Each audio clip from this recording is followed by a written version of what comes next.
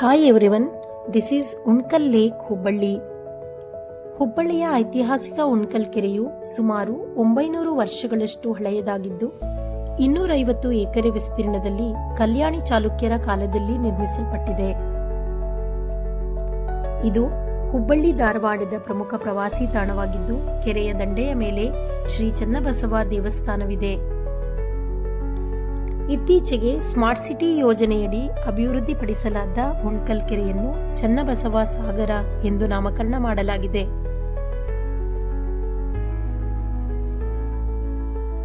ಹನ್ನೆರಡನೇ ಶತಮಾನದಲ್ಲಿ ಕಲ್ಯಾಣ ಕ್ರಾಂತಿ ನಡೆದ ನಂತರ ಬಸವಣ್ಣನವರ ಸೋದರಳಿಯ ಚನ್ನಬಸವಣ್ಣ ಅವರ ನೇತೃತ್ವದ ಶರಣರ ತಂಡ ಸಹ್ಯಾದ್ರಿಯ ಅರಣ್ಯ ಪ್ರದೇಶದ ಮಧ್ಯದ ಉಳ್ಳಾವಿಗೆ ಹೋಗುವ ದಾರಿಯಲ್ಲಿ ತತ್ವಜ್ಞಾನಿ ಬಸವಣ್ಣನವರ ಸೋದರಳಿಯ ಚನ್ನಬಸವಣ್ಣ ಉಣ್ಕಲ್ ಕೆರೆಗೆ ಭೇಟಿ ನೀಡಿ ಕೆಲವು ದಿನಗಳ ಕಾಲ ಇಲ್ಲಿಯೇ ಇದ್ದರು ಹಾಗೂ ಆ ಪ್ರದೇಶದ ಜನರಿಗೆ ಉತ್ತಮ ಮಾರ್ಗದಲ್ಲಿ ನಡೆಯುವಂತೆ ಮಾರ್ಗದರ್ಶನ ಮಾಡಿದ್ದರು. ಆದ್ದರಿಂದ ಕೆರೆಯ ದಂಡೆಯಲ್ಲಿ ಶ್ರೀ ಚನ್ನಬಸವ ದೇವಸ್ಥಾನವನ್ನು ನಿರ್ಮಿಸಲಾಗಿದೆ.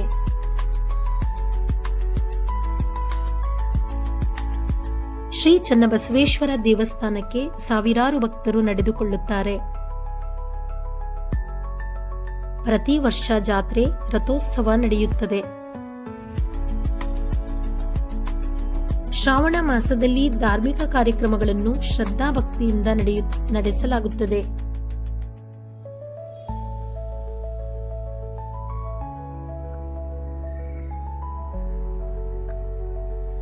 ಈ ದೇವಸ್ಥಾನ ಬಸವ ಭಕ್ತರ ಪವಿತ್ರ ಯಾತ್ರಾ ಸ್ಥಳವಾಗಿದೆ.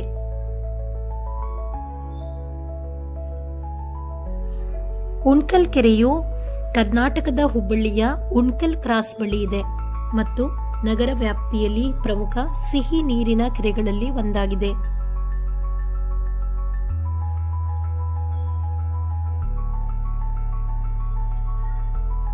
ಉಣ್ಕಲ್ ಕೆರೆಯನ್ನು ಮೂಲತಃ ಚಾಲುಕ್ಯರ ಆಳ್ವಿಕೆಯಲ್ಲಿ ನಿರ್ಮಿಸಲಾಯಿತು. ಇದು ಸುತ್ತಮುತ್ತಲಿನ ಪ್ರದೇಶಗಳಿಗೆ ನೀರಾವರಿ ಮತ್ತು ಕುಡಿಯುವ ನೀರಿನ ಪ್ರಮುಖ ಮೂಲವಾಗಿ ಇದು ಕಾರ್ಯನಿರ್ವಹಿಸುತ್ತಿತ್ತು.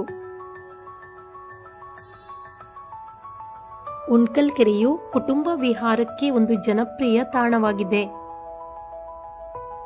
ಸಂಜೆಯ ಸಮಯದಲ್ಲಿ ಸೂರ್ಯಾಸ್ತದ ಆಕರ್ಷಕ ನೋಟವನ್ನು ನೋಡಬಹುದು.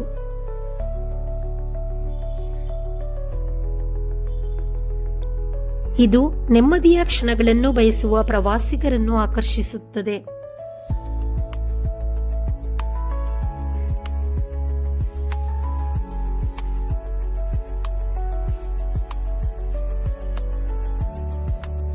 ಪ್ರಶಾಂತ ವಾತಾವರಣದಲ್ಲಿ ಉಣ್ಕಲ್ ಕೆರೆಯ ಶಾಂತ ನೀರಿನಲ್ಲಿ ದೋಣಿ ವಿಹಾರವನ್ನು ಸಹ ಆನಂದಿಸಬಹುದು.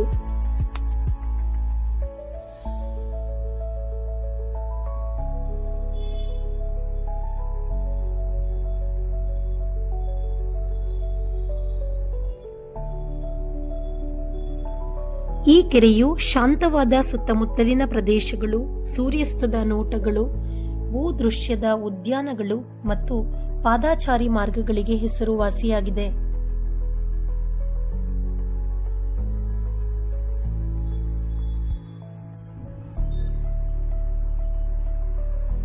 ಕೆರೆಯ ಮಧ್ಯದಲ್ಲಿ ವಿವೇಕಾನಂದ ಅವರ ಪ್ರತಿಮೆಯನ್ನು ಪ್ರತಿಷ್ಠಾಪಿಸಲಾಗಿದೆ.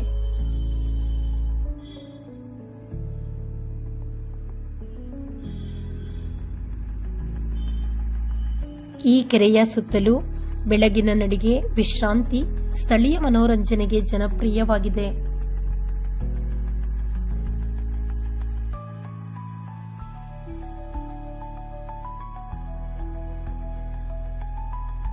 ಉಣ್ಕಲ್ ಕೆರೆಗೆ ಭೇಟಿ ನೀಡಲು ಉತ್ತಮ ಸಮಯವೆಂದರೆ ಮುಂಜಾನೆ ಮತ್ತು ಸಂಜೆ. ವಿಶೇಷವಾಗಿ ಅಕ್ಟೋಬರ್ ಮತ್ತು ಫೆಬ್ರವರಿ ನಡುವೆ ಹವಾಮಾನ ಆಹ್ಲಾದಕರವಾಗಿರುತ್ತದೆ.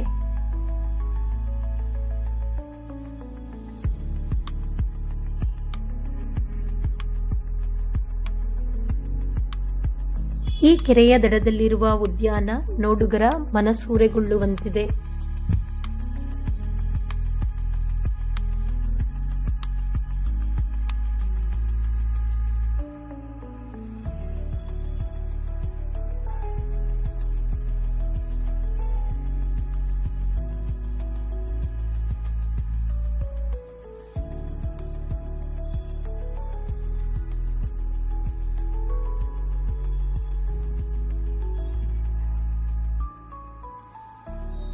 ಈ ಕೆರೆಯ ದಡದಲ್ಲಿ ರಾಜಋಷಿ ಶ್ರೀ ಭಗೀರಥ ಅವರ ಪ್ರತಿಮೆಯನ್ನು ಸ್ಥಾಪಿಸಲಾಗಿದೆ.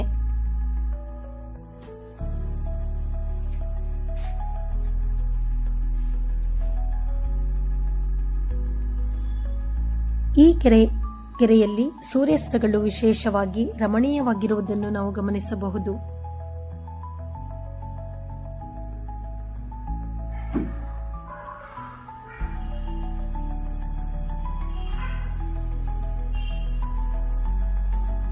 ಹಿಂದೆ ಹುಬ್ಬಳ್ಳಿ ನಗರಕ್ಕೆ ಈ ಜಲಮೂಲದಿಂದ ಕುಡಿಯುವ ನೀರು ಸರಬರಾಜು ಮಾಡಲಾಗುತ್ತಿತ್ತು.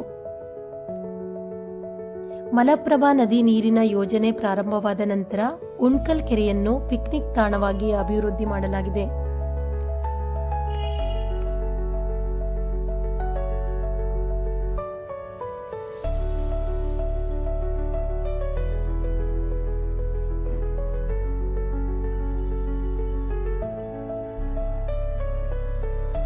ಈ ಕೆರೆಯ ಮುಂಭಾಗದಲ್ಲಿ ಪ್ರೆಸಿಡೆಂಟ್ ಹೋಟೆಲ್ ಅನ್ನು ಸಹ ಗಮನಿಸಬಹುದು.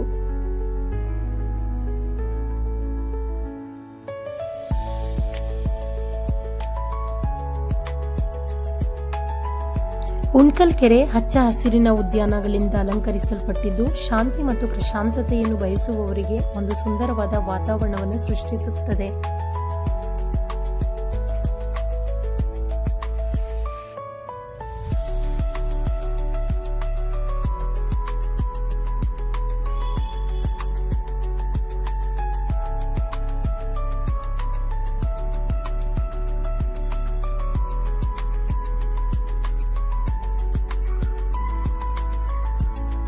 ಉಣ್ಕಲ್ ಕೆರೆಯ ಸೌಂದರ್ಯದ ಆಕರ್ಷಣೆಯನ್ನು ಹೆಚ್ಚಿಸಲು ಸ್ವಾಮಿ ವಿವೇಕಾನಂದ ಅವರ ಪ್ರತಿಮೆಯು ಮಧ್ಯದಲ್ಲಿ ಆಕರ್ಷಕವಾಗಿ ನಿಂತಿರುವುದು ಸಾಂಸ್ಕೃತಿಕ ಮತ್ತು ಆಧ್ಯಾತ್ಮಿಕ ಮಹತ್ವದ ಸ್ಪರ್ಶವನ್ನು ನೀಡುವಂತಿದೆ.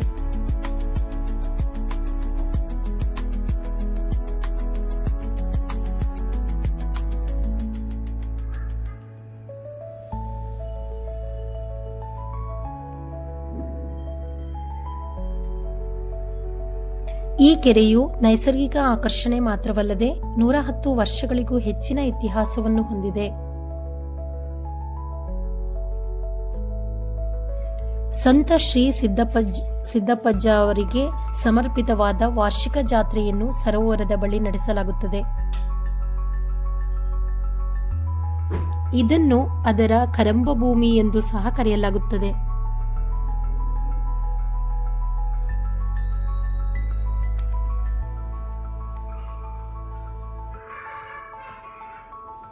ಕೆರೆಯ ಇನ್ನೊಂದು ತುದಿಯಲ್ಲಿ ಬುದ್ಧನ ಉದ್ಯಾನವನವಿದ್ದು ಕುಳಿತಿರುವ ಭಗವಾನ್ ಬುದ್ಧನ ಅತ್ಯಂತ ಸುಂದರವಾದ ಶಾಂತ ಪ್ರತಿಮೆ ಇದೆ.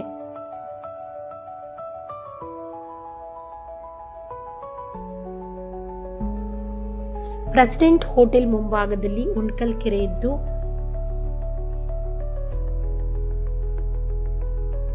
ಅಲ್ಲಿಂದ ಕೆರೆಯ ದೃಶ್ಯ ಅತ್ಯಂತ ಸುಂದರವಾಗಿ ಕಾಣಿಸುತ್ತದೆ.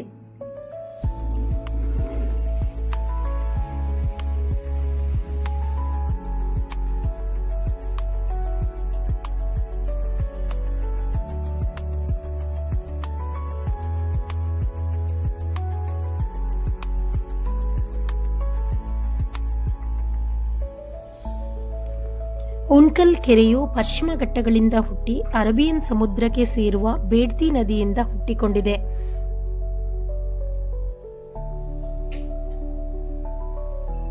ಈ ಕೆರೆಯನ್ನು ಪ್ರಸಿದ್ಧ ಇಂಜಿನಿಯರ್ ಸರ್ ಎಂ ವಿಶ್ವೇಶ್ವರಯ್ಯ ಅವರು 1893ರಲ್ಲಿ ನಿವಾಸಿಗಳಿಗೆ ಕುಡಿಯುವ ನೀರು ಒದಗಿಸಲು ವಿನ್ಯಾಸಗೊಳಿಸಿದರು ಎಂದು ಹೇಳಲಾಗುತ್ತದೆ.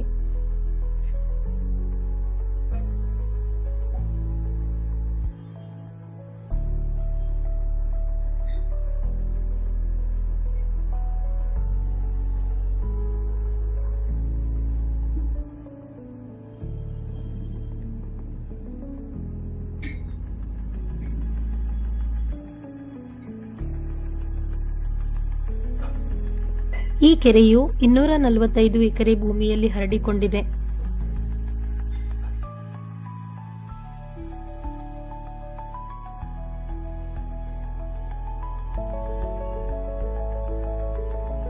ಇದು ಉತ್ತರ ಕರ್ನಾಟಕದ ನಗರ ಪ್ರದೇಶದೊಳಗಿನ ಅತಿ ದೊಡ್ಡ ನೀರಿನ ಮೂಲವೆಂದು ಗುರುತಿಸಲ್ಪಟ್ಟಿದೆ.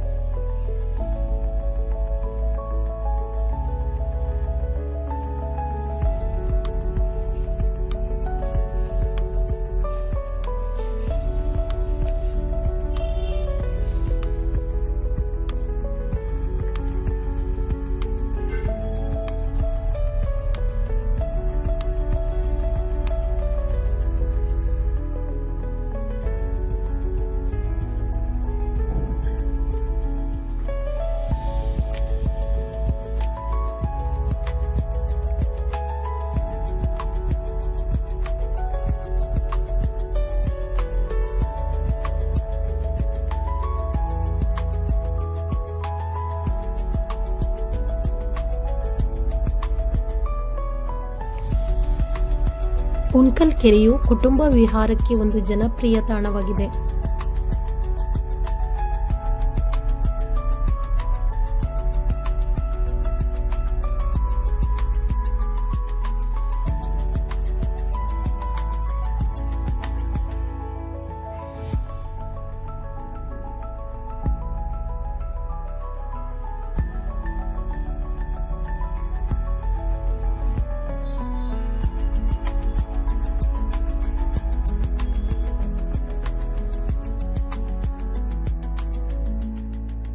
ಪ್ರೆಸಿಡೆಂಟ್ ಹೋಟೆಲ್ ಮೇಲ್ಭಾಗದಿಂದ ಈ ಕೆರೆಯ ದೃಶ್ಯ ಅದ್ಭುತವಾಗಿತ್ತು.